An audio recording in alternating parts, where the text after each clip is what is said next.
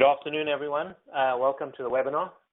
We hope to have a great session this afternoon, and thanks everyone for joining us.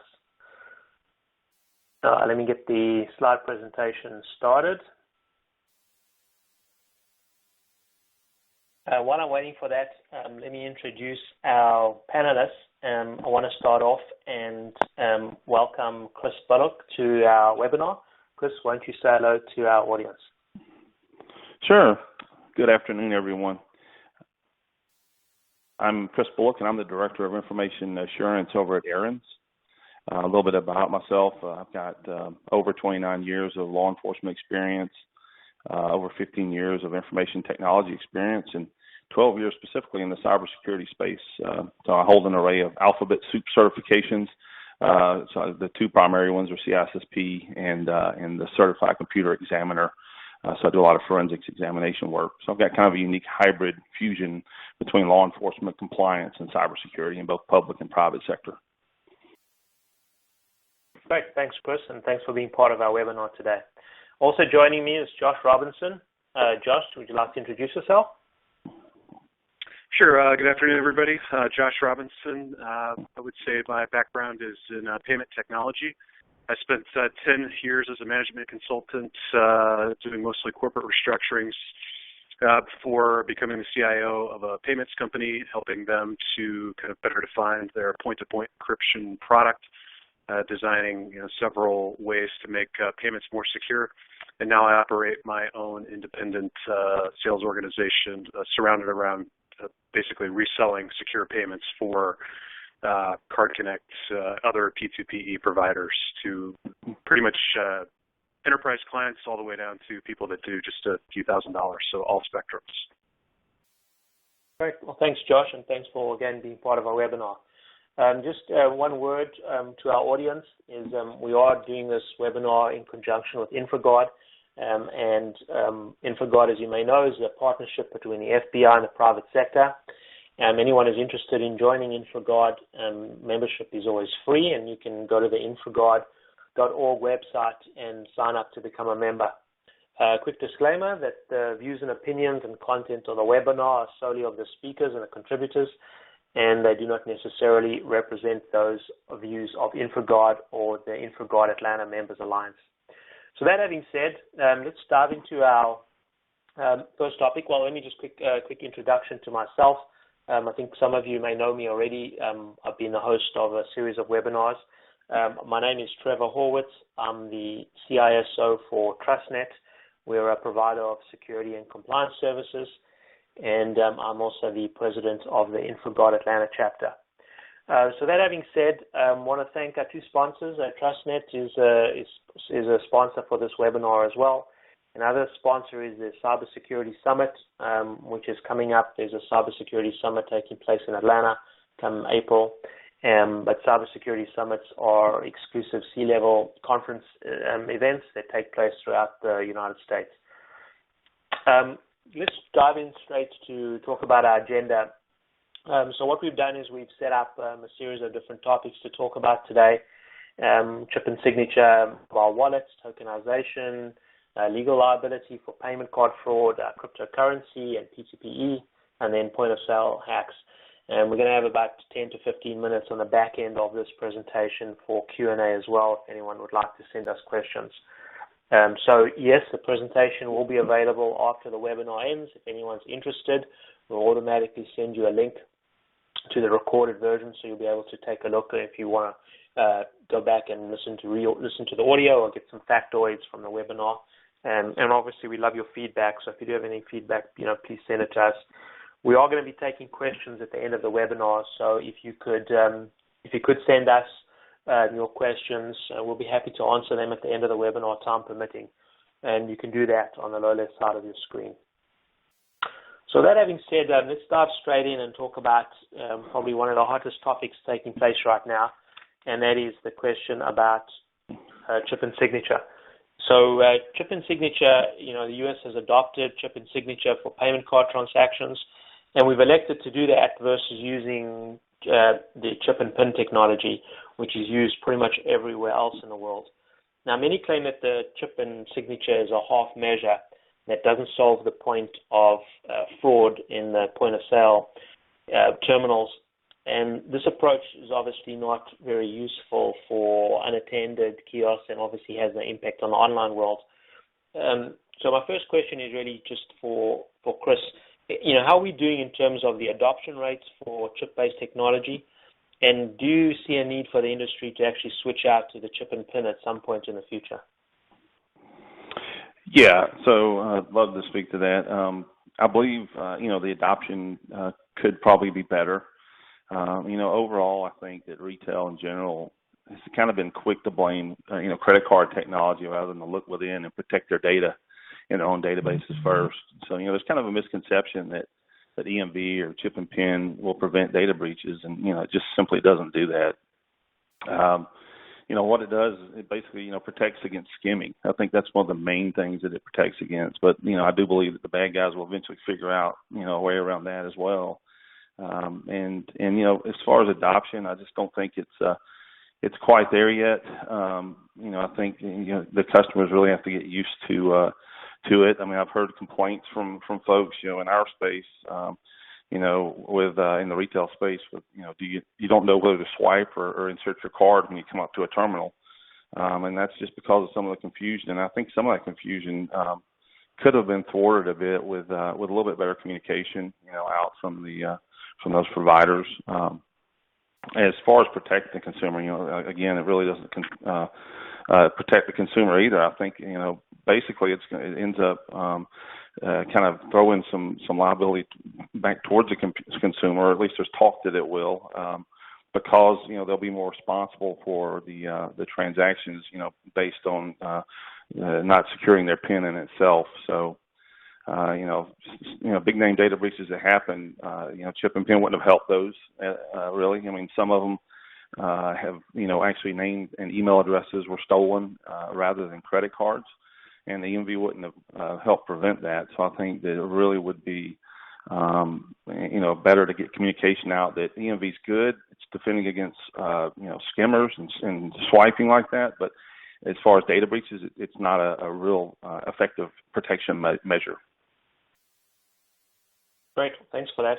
Josh, what's your take on this? What are you seeing in terms of clients?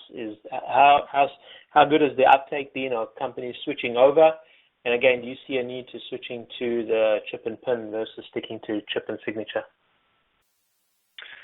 Well, I think there's a desire for adoption. The biggest problem that I run into is that when this was launched in October, that the processors weren't ready, the hardware manufacturers weren't ready. I think there is still a lot of confusion as to who's adoption.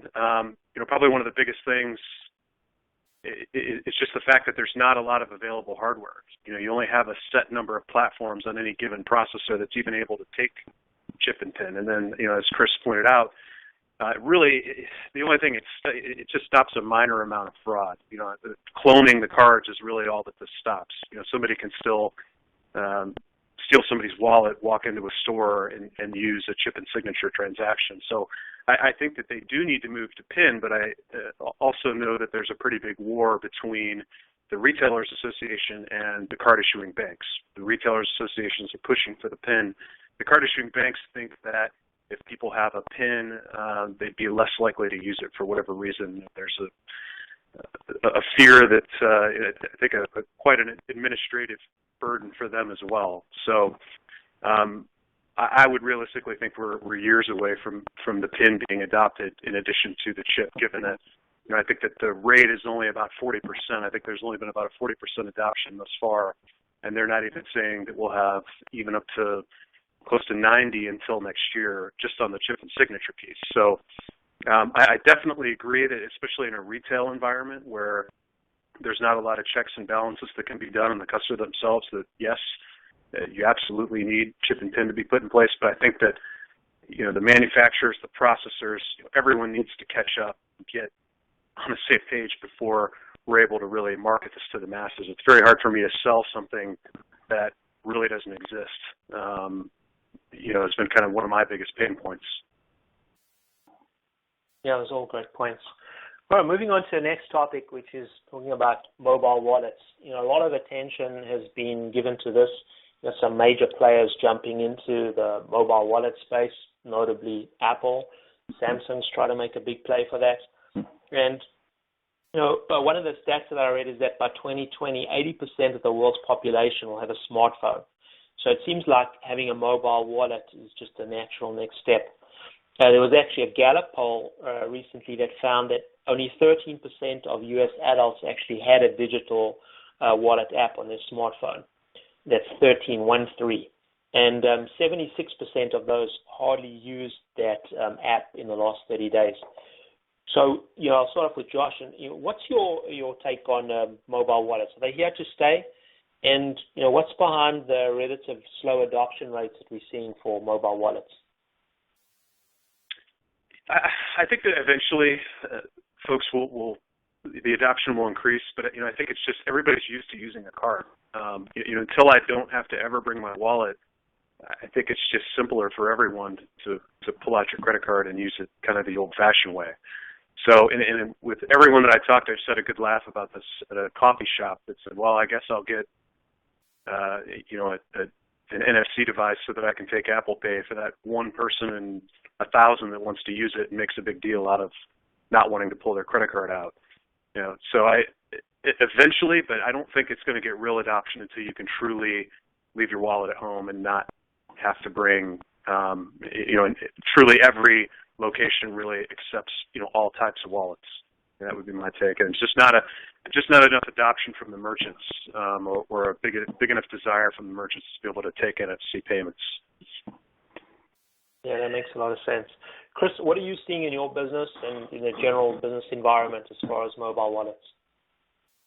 Sure, yeah. So I believe, I agree that, I believe adoption's very slow. I think it's for two primary reasons. Fear, uncertainty, and doubt being one. Basically, security concerns by the consumers. I don't think they're feeling comfortable with it yet.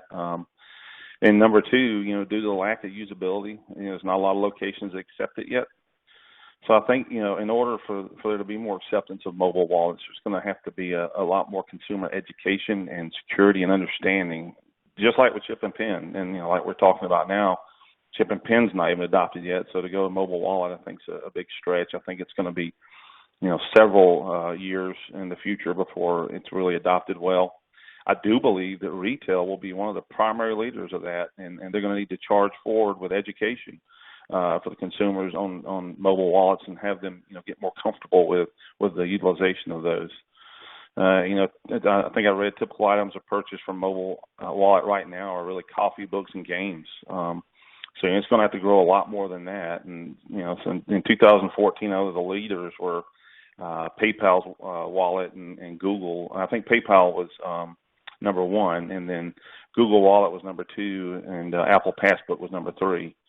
I think mobile wallets are going to need to get better at explaining the security to the consumers, and the consumers are going to need to get out of their comfort zones as well before the mobile wallet adoption, really gets significant. I think polling shows that people believe that the magnetic stripe credit card is actually more secure than the mobile wallet, and really it's not, and we know that. But I think it's really going to boil down to consumer education. Okay, great. Well, moving on to our next topic, which is one of the things a lot like best, is tokenization. And we've seen there that, almost every business that handles payment card data are looking for ways to improve their security, and at a second level to also limit their PCI scope. And tokenization offers a way to eliminate the long-term storage of payment data from the network, which obviously is a huge benefit for companies that are having to comply with PCI in particular, lowers their risk profile in general. So let's go back to Chris and ask you this question. Do you think that the benefits outweigh the cost and effort and the business impact for most businesses? Will Captain Tokenization save the world? Right. Yeah, so I think the benefits are good. I do believe that we have to use caution. I mean, I've done numerous assessments, across different vendors, and it really depends on the implementation. Homegrown tokenization is a very bad practice, and it can be riddled with vulnerabilities, and you see companies doing that, unfortunately. I think that to be effective, it has to have, external validation. So you can't do that homegrown kind of version of it without it, being very risky. I think security truly depends on how it's implemented and the folks that are implementing it. And the most effective implementations of it, would combine encryption and tokenization. So the ones I've seen out there, they're really secure and have not found a lot of vulnerabilities in are ones that utilize dually encryption and tokenization.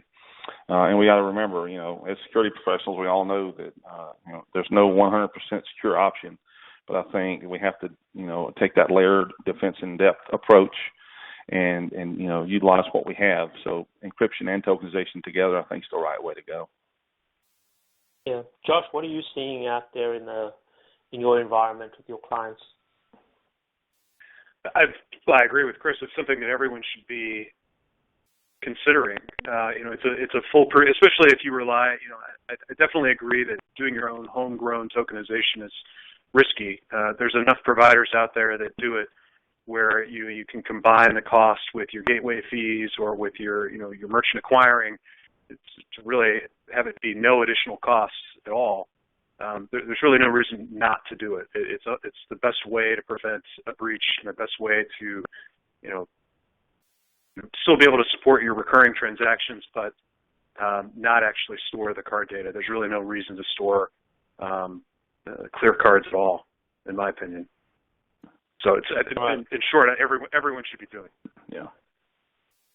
Yeah, we're taking, folks who may have noticed, we're taking some polls while we're going about, and we've got a poll right now which is talking about adoption rates, and we've got like 57% of the folks right now saying they're not considering tokenization at all, which is actually a little surprising to me. And then, you got, a smattering of people that have implemented it, and sort of the rest of it, other 40% or so is in some sort of adoption phase, either fully adopted it or moving forward with it. That's sort of interesting because, you again think that that's a great natural fit for a lot of companies looking to mitigate risk. But I think part of the problem with tokenization is the implementation cost and the hassle factor involved. It can be pretty significant. So moving on to our next topic here, which is talking about legal liability for payment card fraud. Again, something really interesting to me is some folks may be familiar with this case. There's a company called Genesco, which is a large retailer, and they sell like shoes and hats and other apparel under their name and other brand names as well. I think one of them is called Journeys and Lids. In any event, this company landed up having a data breach, I think, back in 2010. And they actually landed up paying Visa a fine and a fee for this data breach. And they countersued Visa in March 2013, hoping to recoup about $13 million in damages that had been assessed by Visa after the theft of their customer information.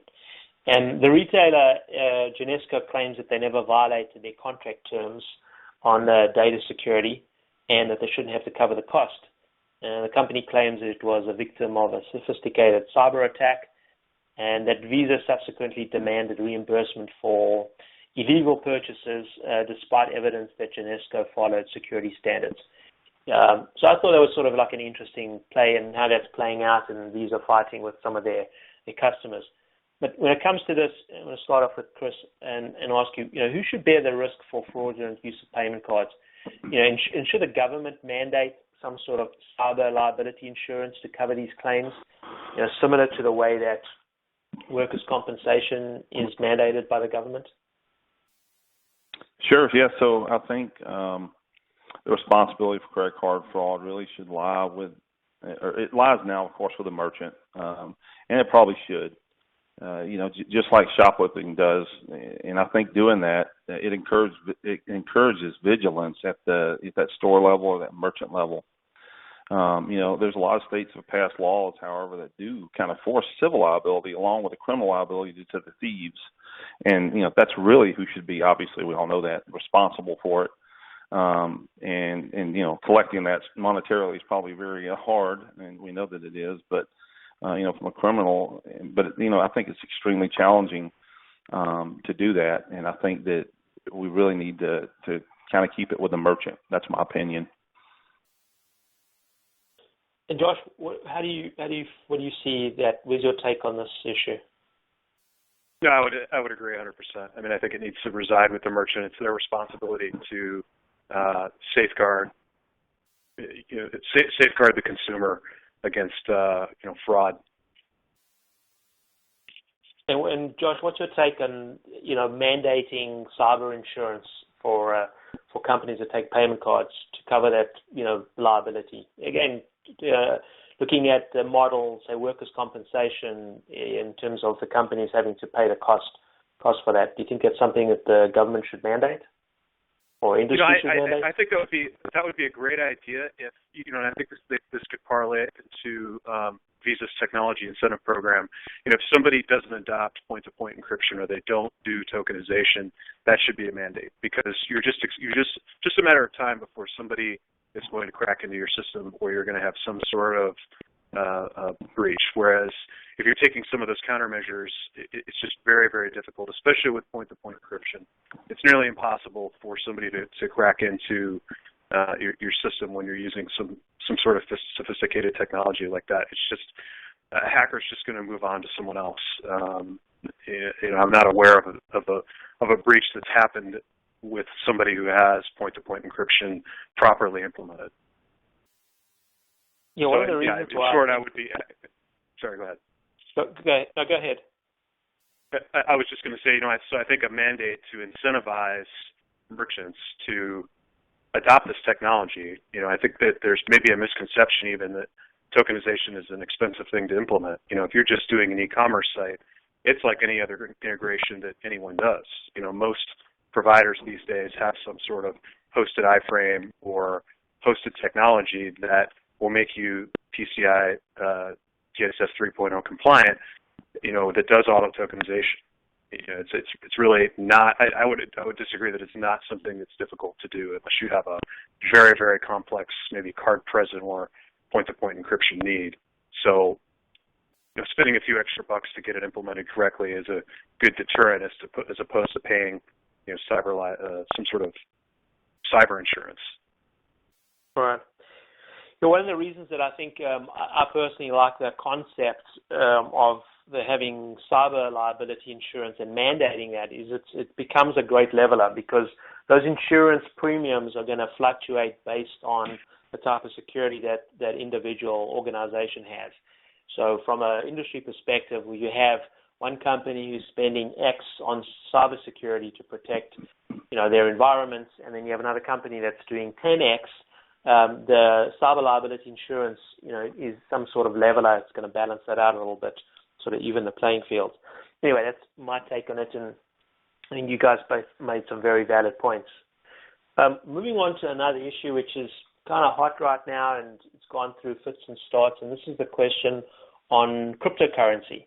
And for those who are in the audience and are not familiar with the term cryptocurrency, the cryptocurrency is a medium of exchange using cryptography to secure transactions.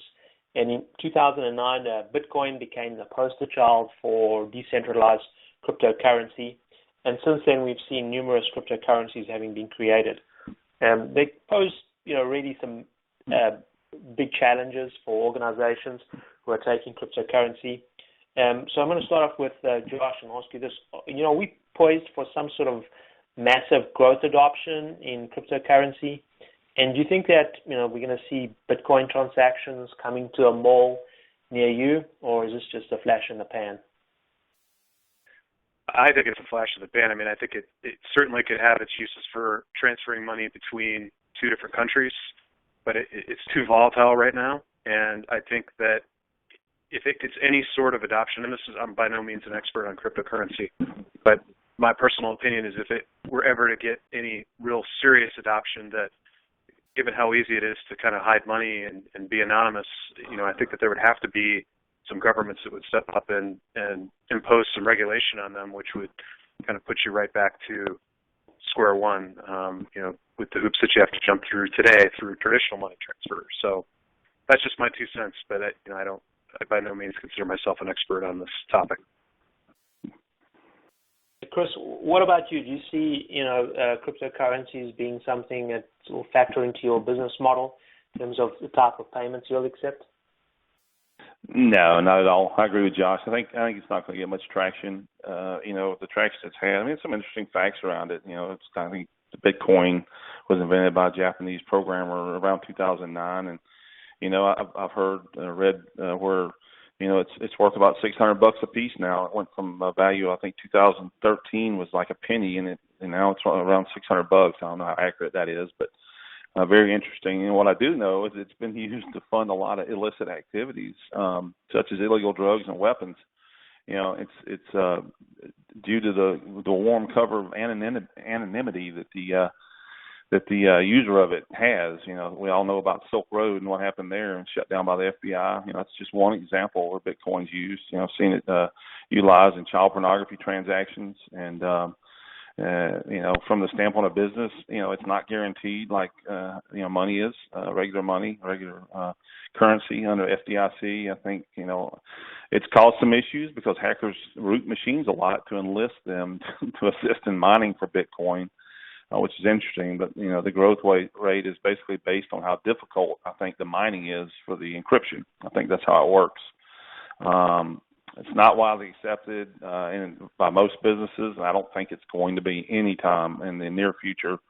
However, it is interesting. I think I read that there was a Bitcoin ATM in Vancouver right now at a coffee shop somewhere. So it's the first of its kind. So, who really knows? But my personal opinion is that it's not going to be getting any traction anytime soon. Yeah, I think there's, from some of the stuff I've read as well, it seems like the underlying technical capabilities, the blockchain, which is the underlying architecture for all of these cryptocurrencies, there seems to be a lot of promise for using that technology in a transaction-heavy environments in terms of creating these ledgers that reside outside of anyone in particular's control for creating effective, cost-efficient transaction flows. So it seems like there's a lot of momentum around that. And I know we've seen in our client base within TrustNet, we've seen some of our clients exploring opportunities with cryptocurrency, but no one really looking to pull the trigger right now. There's Atlanta where our head office is. We've seen a lot of action around cryptocurrencies. A couple of the larger players are actually based here. So we've seen a lot of interest from that. I saw a really interesting talk a couple months back with one of the leaders in the cryptocurrency world, and we also had a representative from Visa there talking about potential for the future. And, I guess in some respects this is a scary thing for some of the payment card brands. How do they control that? This currency's out of their control. They don't really get to participate in that exchange. And the other thing that's worrying from a cryptocurrency, and I think, Chris, you brought up a good point, which is what happens when there's, these transactions are based on anonymity, and how do we get effective control so they're not used for exchanging currency or monetary payments for illicit activities. And that obviously is a worry, not just at a business level, but also at a macro level from a geopolitical standpoint in terms of controlling things like terrorism and ensuring stability in the currency markets. So I think there's a lot of activity around there. We're running a poll again for those of you who are not paying attention to their screen. And it looks like about 75% of our respondents are saying there that they're not seeing cryptocurrencies as being something that they're going to get into, which is kind of interesting. And we've had almost 0 votes or 0% at least for anyone who's currently accepting cryptocurrency today. Again, kind of interesting to me. All right, so moving on from that onto our next topic, which is talking about point-to-point encryption. Josh, this is an area I know you've got a lot of expertise in. You want to give us a quick overview of point-to-point encryption? It's increasingly becoming popular, and this is doing a very good job in terms of protecting cardholder data, specifically in the retail space. But what are you seeing there in terms of how this is working for businesses? Is it very effective technology? What are the pitfalls? What are you seeing out there with your clients? Well, the larger enterprise clients and a lot of my software evaluated resellers, this is an extreme hot topic. So specifically universities, anyone that's accepting a large number of transactions really is interested in P2PE. So at a high level, just for everybody on the phone, essentially the concept is that the payment technology provider and the manufacturer of the equipment, say an Ingenico or a Verifone, they essentially partner. That payment technology provider injects their key to the device so that so essentially at the point of sale, the person taking the payment would only ever use the device, whether they're keying in the transaction or whether they're swiping it. The transaction's encrypted so that if the encryption needs to pass through, the card number encrypted needs to pass through a point of sale, say it be a computer or some sort of retail device, that it's fully encrypted and each encryption is unique, so that when it gets back over to the processor, behind their PCI DSS firewall, it's actually decrypted and the card number sent off to the processor. So essentially, you fully shift PCI liability from the merchant over to the provider. So that's the real benefit. You go from having to fill out a PCI SAQD to an SAQA because the data, the clear card number, the clear card information never touches your computer, as opposed to if you're traditionally taking payments through like a virtual terminal today. At some point you have to key in the card number through a keyboard or through maybe an external device that's not encrypted. At some point, even for a split second, the card number touches the merchant's device, and you have to fill out the more lengthy questionnaire. So from an implementation standpoint, people love the fact that it's much more secure. You're shifting liability over to the third party, and then of course you have far less paperwork to fill out. And even for some larger organizations that I've worked with, if you're able to get, I think it's above 75% P2PE across your whole organization, you can actually apply with Visa and MasterCard to opt out of even having to fill out the PCI form altogether. Or I think it's a very, very short, simple, just a couple questions, PCI questionnaire. So I think this is where everyone's going to be moving to in the very near future. It's definitely something that any large organization should adopt, especially if you're handling card-present transactions. It's the ultimate way to prevent a target-style card breach. Great. Chris, what do you think? Where are we on point-to-point encryption? How useful do you think this is to retailers and to other folks involved in trying to protect cardholder data?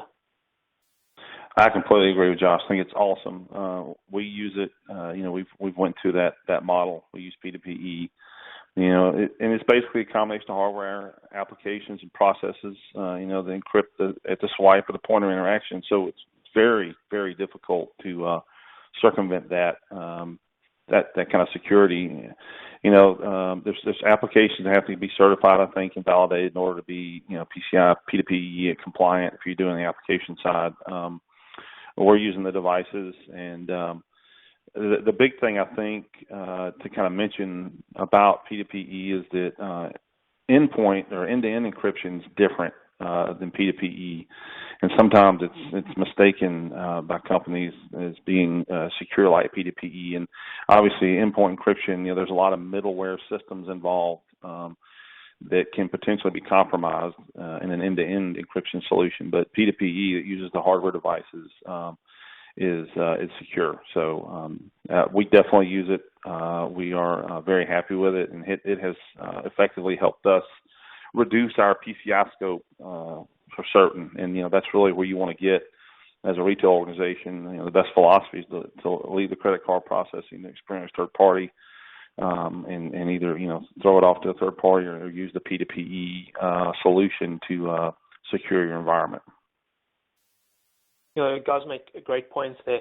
One of the things we've seen, you may know that TrustNet, we're a PCI QSA, so we see a lot of these implementations, and I think one of the misconceptions that I want to dispel there is a lot of clients think that if they go to P2PE, they can, as Josh said, sort of reduce their scope. But the specific requirements for a company to use what's called a P2P SAQ, self-assessment questionnaire. You can only use that when the point-to-point is the only method of cardholder transactions that you're holding. In other words, if you do anything outside of that, if you do card not present transactions online or anything like that in an e-commerce environment, then that SAQ sort of goes out the window. But going back to your point, Chris, and I think it's a good one, is it definitely is a huge boost to reducing scope and eliminating those transactions overall from the sort of PCR scope. So I think there's a huge benefit there from scope limitation. But it seems like a lot of third-party vendors who are going out with P2P solutions are overselling the benefits when they say, oh, you can reduce your PCR compliance. And because if you still have to fill out, this massive questionnaire for, SAQD, or if you still have to fill out a ROC for PCR, then again, the point-to-print hasn't reduced your scope necessarily. It's reduced your risk, but you still probably got the same amount of work to do for PCR. And just going back to this question about PCI and risk, Chris, do you see anything else out there where you see retail merchants under any misconceptions about PCR compliance? Oh yeah, there's a ton of them. Yeah, I think you're definitely correct on those things. We still have we have to utilize QSA even though we have P2P devices deployed. We've got some application card not present stuff that we do. So we still we do that through isolation and through just really good basic security controls. Endpoint is a big thing, especially after the 2014, 2015 POS attacks and breaches. Just all the general good security controls are in there. Monitoring, good detective, good preventive controls make a big difference in that, and those kinds of things. Isolation, network segmentation can help with reduced scope. And sometimes there's misconception, just like you said. We implement P2P devices and we're okay, and that's not necessarily the case. With us, we kind of have a dual implementation, and we do very well at it. We've gotten our ROC. We got our first ROC when I came on board there, and then we continue to have our ROC and do well every year. But it's still quite the process, and I've got a full team assigned to doing that. So, all right. Josh, what about you? Do you see misconceptions and PCI just in general terms while we're talking on this subject? Somewhat. I mean, I do agree. Maybe a false sense of security. They still should use a QSA to do scans and just make sure that they don't have any, general. Obviously, there's other things that are being captured in most cases outside of just payments. So, if a hacker were to get their hands on, would be embarrassing for the parties. So, definitely in larger organizations, I think that they either have their own measures in place where they're using a QSA already. I don't think that they limit that, so to speak. But I think there's an opportunity to take it downstream. There's certainly a lot of smaller organizations that don't utilize this at all. So, I'd say in short, the enterprise organizations, it's something that's top of mind. It's something that they commonly use. But once you get down into kind of the middle level and smaller businesses, it's something that I think that they should be thinking about. Okay, great. All right, moving on to our next topic, which is point-of-sale hacks. And we've seen that point-of-sale systems have increasingly become the preferred targets of hackers, in particular in the retail environment. And because of rapidly evolving malware industry and coupled with a lot of unaddressed cybersecurity protocols and practices, on behalf of retailers, leaving these things pretty much open. One of the studies that I recently read says that about 13% of users worldwide are still running Windows XP. And this is, 2 years after Microsoft stopped issuing security patches. So that's, if you look at that, and there are literally millions of point-of-sale systems out there that are still running operating systems that are seldom, if ever, patched, it's sort of no wonder that so many of these hacks are happening. So let's start off with Chris, and my question to you is, what should we be doing better about protecting point-of-sale systems what are you guys doing, and what do you recommend when you're talking to colleagues in the industry? Oh, certainly, yeah. So, again, better protection of the POS really starts with good basic cybersecurity controls. I think the key is still that layered defense in depth model. There's nothing that's 100%. We saw that in 2014 into 2015 with all the major data breaches, particularly ones that targeted POS systems. Some were custom malware that was written against the POS system. Not mentioning any retailers' names, but very interesting. I think so. Enforcing the hardening on the systems is huge, and we got to keep doing that. Doing regular pen testing, that's what we do. I mean, we pen test twice a year. Particularly, looking for memory scraping susceptibility testing.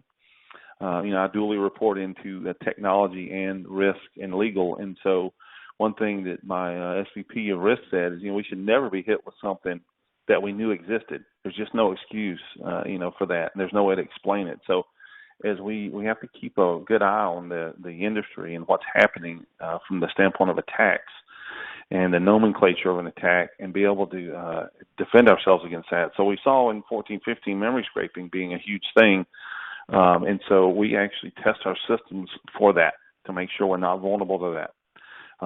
Instant response, monitoring fortification, huge. Advanced endpoint protection is going to be a huge thing this year. I think as well, based on 14 and 15, Verizon data breach report that was out. And, I think you have to get better at endpoint protection. Antivirus just isn't cutting it anymore, and we have to have the advanced kind of detections that are out there. And then again, like I was saying earlier, isolation, network segmentation, and then finally, at the root level, we got to protect our data with encryption. Good data protection, and not homegrown encryption. Talking known, good encryption algorithms and good encryption technology. I think, layering all those things in is how we better protect the POS. So that basically says it's not simple to do. It's very complex to do, and it's having a good overall cybersecurity program in place that helps you do that. Right. Josh, what's your take on this? What are you seeing out there in terms of point-of-sale hacks? Yeah, I agree in terms of just having good policies and procedures. I think there's a lot of technology coming on the market this year. So, as you see in the previous slide there, you had a little terminal device deployed. A lot of providers are going to actually have those pre-programmed, hardwired to their gateways that are point-to-point encrypted. So, I think that more and more you're going to start to see that the point-of-sale providers, the Aloha, and I know this is already happening, Aloha, Micros, some of the bigger players are partnering with P2PE validated solutions so that becomes more the way to take payments. You're no longer going to have, the sliding the card of, integrated into the hardware device. It may even become kind of more like Canada, where I saw this in Colorado, I think it was a couple of weeks ago, where you're actually passing around these portable retail devices that are hooked into the point of sale itself to take EMV transactions. So I think that the tech, especially this year, there's going to be some things that are released that make management, that will offer an affordable P2PE solution to everyone to prevent those point of sale hacks that I think will be more intriguing to, especially large restaurant groups, bars, things like that, people that don't really think about it today. I think within the past year, if I walked in and tried to sell somebody on security, they'd laugh at me. It's just not something that was top of mind. They'd rather roll the dice and take the risk. But if it's something that's kind of generally accepted and readily available technology that's not going to add any additional costs to what they're doing, I think you're going to see more and more adoption over the next year. Yeah, great. We're moving into the Q&A section of our presentation. So I want to go through, and we've got some great questions. I think one of the things I want to answer is one of our attendees has asked the question. There was a recent ransomware attack on a hospital in LA, and the hackers were asking for payment in Bitcoin. So looking at that as an example, again, going back to our whole discussion on cryptocurrencies, how does that factor into your thinking when we see things like that? Does that mean, there's absolutely, we should outlaw cryptocurrencies? If there wasn't a way for the government to control it, should this something be completely outlawed? Chris? Yeah, I don't think we should outlaw it. We should always be innovative, as technologists. But I think again it points to its immaturity. There's no way that we can control the activities right now. I think we have to. We're kind of in a space of wait and watch, and it's just another good example of how, unfortunately, the bad guys will use anything illicitly. Cryptocurrency, because of the anonymity, obviously gives them the ability to do that quite easily. And so I think that's just another good example of that. But I don't think we should outlaw it, at least not yet. I mean, if it gets to be a huge problem and starts, really getting into a place where it's doing nothing but funding terrorism and those kinds of activities, maybe we should consider it. But right now, I think, it is being technologists and innovation, and I think we should consider, letting it, keep letting it go forward and not really outlaw it. Not at this point. All right. Josh, what do you see as being the single biggest cybersecurity gap that retailers should be addressing today? Well, really, point-to-point encryption. I mean, again, I think we've kind of beat down on this, but there's really no reason not to be adopting this technology or some sort of tokenization.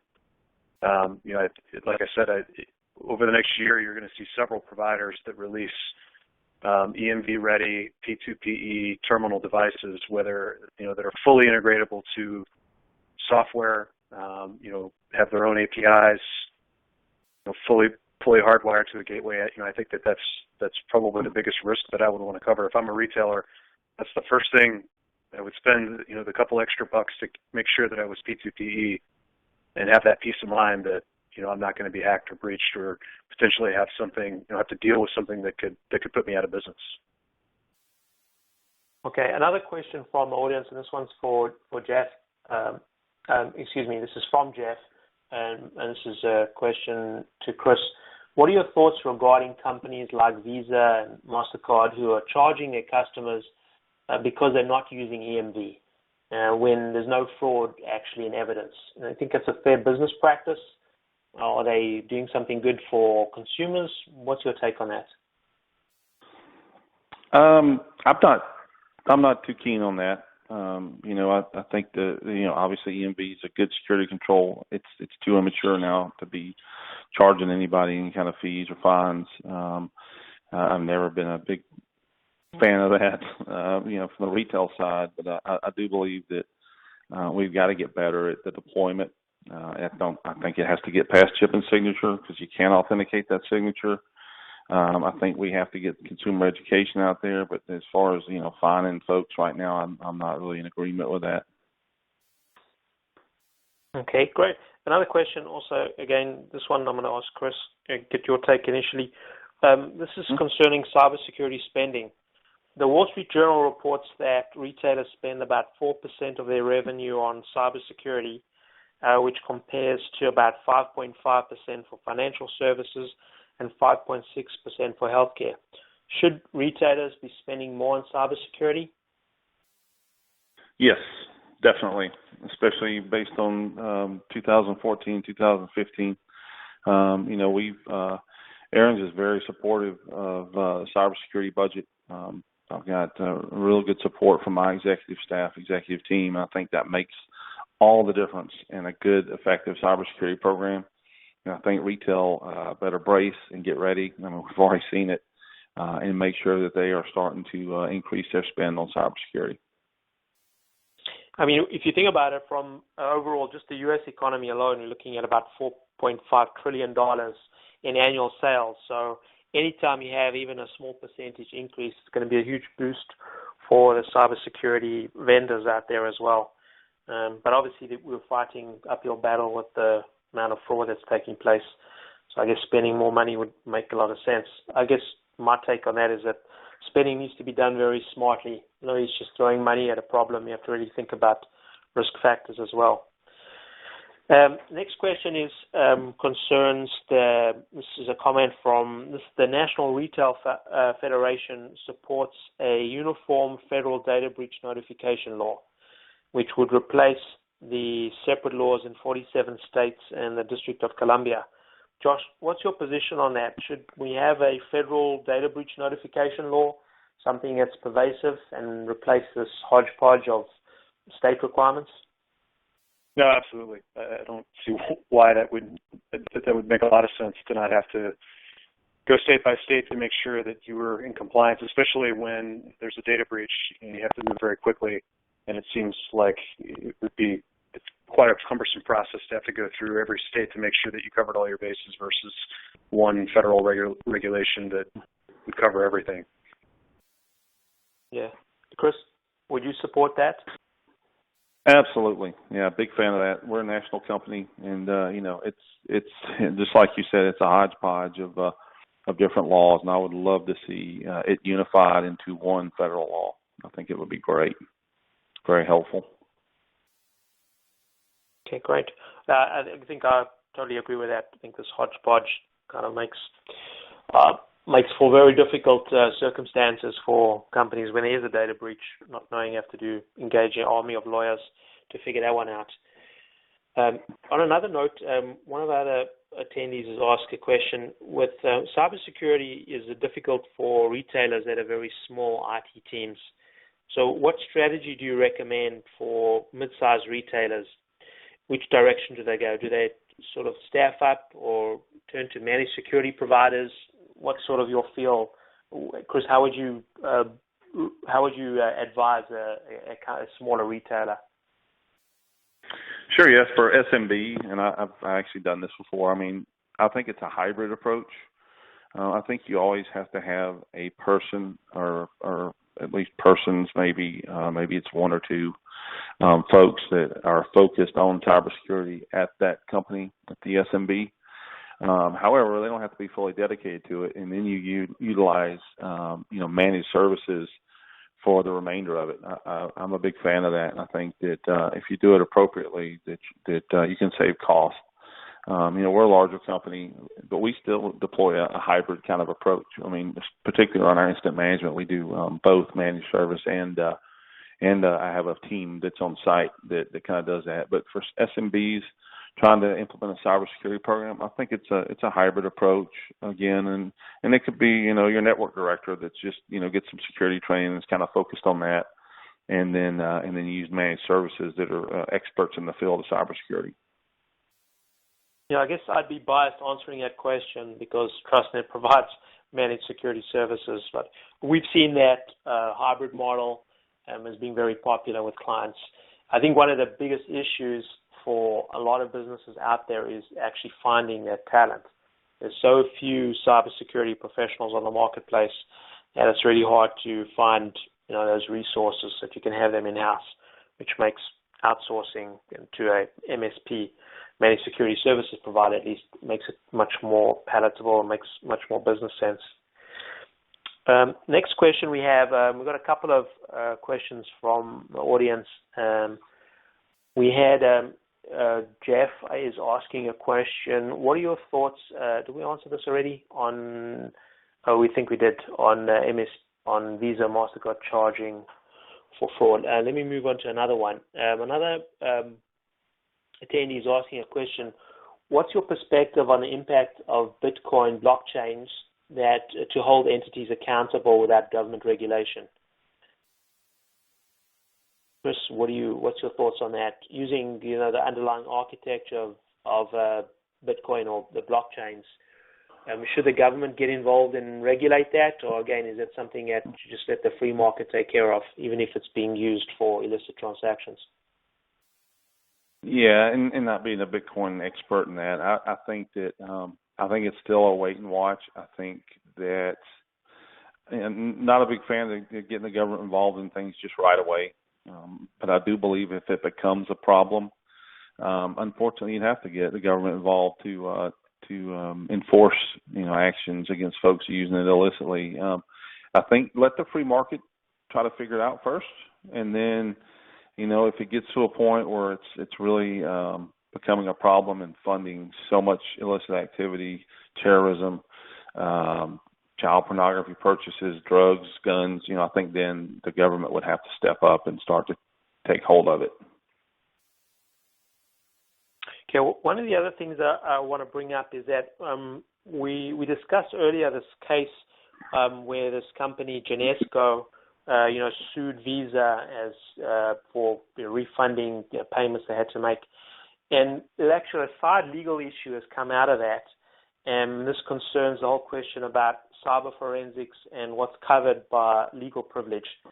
So in the spring of 2015, the court actually denied a request, the discovery request by Visa for the analysis reports and communication that was made between two cybersecurity firms that Genesco had retained after their data breach.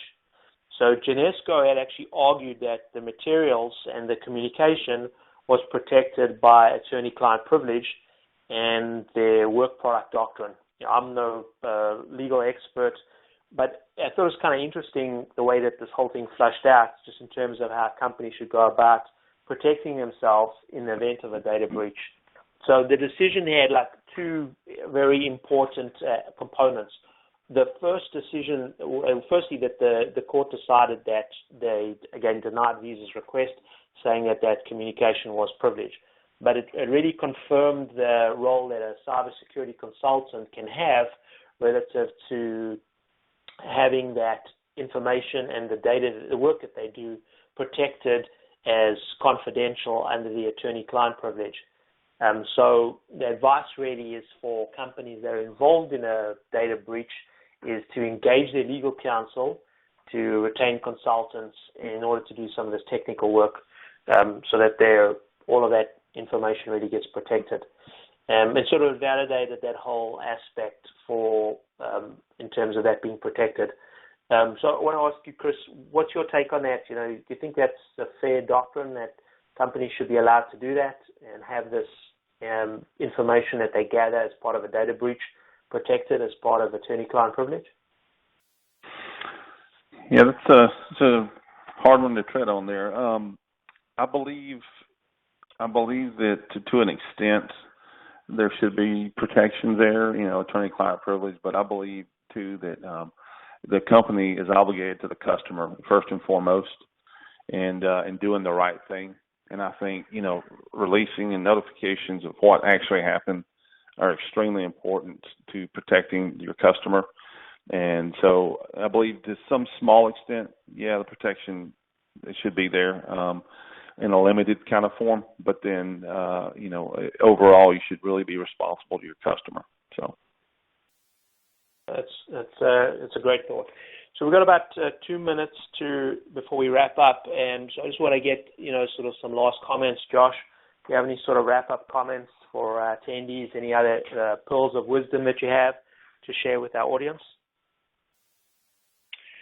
No, I don't think so. I mean, maybe just one more comment on the Bitcoin. I mean, as a consumer, I can say that I would never want to pay with Bitcoin because I have no recourse. I don't have any way to dispute a charge, or if the product that I buy with it is faulty, again, there's no recourse. So that's why I think that you're going to have a really, surely there's ATMs out there, some people may want it, but that to be a sole source of payment, I can say that I'd never want to pay with it, other than just purely speculating with it and, kind of playing the market with it to make money. If I have no recourse when I buy something, that's a major red flag, and it's something that, it's half the reason why I always use my credit card, because I can always dispute if I want to. So I think that would be my parting comment with regard to Bitcoin. Great. Chris, any last pearls of wisdom?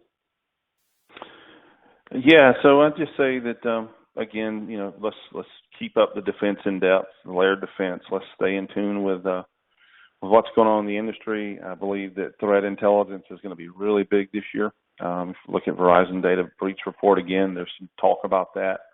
I know we're going to be leveraging a lot of new exclusive threat intelligence kind of stuff that we're going to be implementing. And like they said on the Hill Street Blues, let's be careful out there because, there's some damage that can occur in the cyber world, that's for sure. Oh, that's great. That's great advice. Well, I want to thank Chris, Josh. Thank you for your time. Thank you for your input. Thank you to all of our attendees on the webinar. I thought there was really some great content, very valuable, and we appreciate everyone's time, and especially our panelists. And we look forward to seeing you guys on another panel really soon. Take care, and thank you. Thanks, everybody.